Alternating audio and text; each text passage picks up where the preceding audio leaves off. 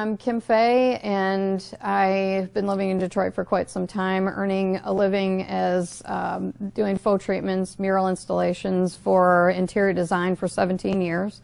That business dissolved along with Wall Street, and at that time a friend of mine whispered in my ear that I might want to look into the film industry. My skill set translated very easily into that, and it took me a year, and I finally standing on the set of Vanishing on 7th Street as a scenic artist, and that's when I noticed a gap in the industry in terms of artwork, that every production needs art, and there wasn't any one entity providing that service or delivering that to the production. So I launched Real Art Detroit.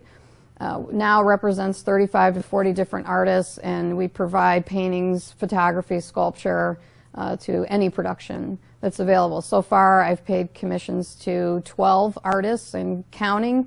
I was looking at hiring possibly an assistant this summer with the pending production schedule.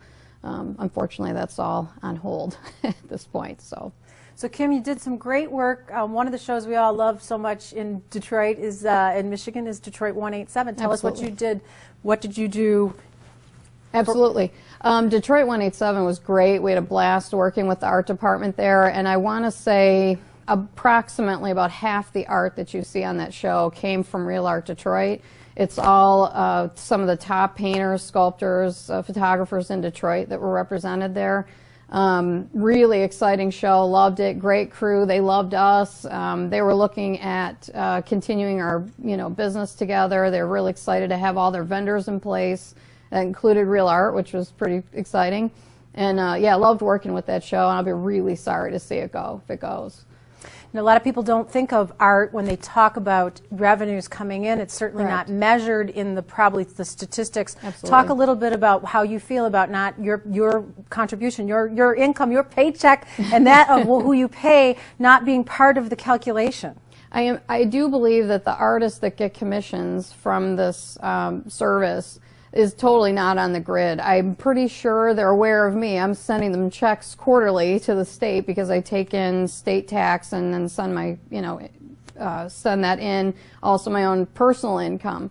But I don't think what's on the grid is all the artists that are getting paid commissions as a result of renting art to sets. And you'll probably notice now, which frankly I didn't pay attention either until I got into the business, but every single production, almost every set, needs art. There's something on the wall. I think if you saw a scene and there wasn't something on the wall, you'd know something was off. It felt weird. Sometimes you don't even notice the art, but I think you would notice if there wasn't any art.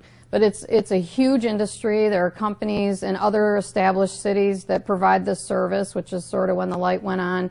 And but there was no one here doing it, and it really has a potential to just explode and provide art to all these sets and all the productions. There's more than one set on every production, and it could really be enormous, the impact that this would have. The other issue I like too is that it supports the art community here as we're watching funding losses in terms of the arts, and it's very difficult to earn a living here in Detroit as an artist. This is another avenue to support local art here in Detroit. And hopefully also in addition to that is some national exposure for the artwork that does appear either in films or on television like on Detroit 187. So I think it's a huge opportunity for local artists here to get involved and pay a bill. So they actually ship art from LA. Until you really got involved, they would go to that expense because that didn't exist. They do, because there was really nobody here. I mean, they would randomly, if they happened upon a gallery, hey, there's some art, they'd run in and rent some stuff, but there wasn't any one person providing the service. They still are shipping art in from LA, which of course I don't like that because there's plenty of talent here and there's no reason why Real Art Detroit can't service all these productions. There's more than enough art for everybody. The other interesting thing is, and we came upon this, in fact it was Suzette Sheets, who's the set decorator on Detroit 187, who made the suggestion to me that if they send art in, why can't I send art out? And this is a really interesting proposition in terms of, again, supporting the local artists that, we can send stuff out as well. There's no reason why productions in LA, Louisiana, etc., can't rent from us here too, which is another avenue that we haven't even explored. But we want to keep the jobs here. So if this they would continue to keep the artists here, still be supporting local artists here. Right. But what I'm saying is, with time, the infrastructure, the people like you that have found this business, then those relationships would be available so that they wouldn't need to ship art. Why would they want to ship art? You wouldn't need to. There would be more than enough opportunity here to keep everybody busy, and I think it'd be great. In addition to, at some point, I would need a space. I'm going to have to hire people. I mean, it would just explode. I mean, I will have to purchase art here. My plan this summer was to go to a lot of these DIY shows and actually buy art from local artists and start to develop an inventory. I'm not prepared to invest at this point till we know what's going on, but yeah, the impact on the art community here for just this one tiny little business could really be powerful. So where are you now, Kim, with your plans?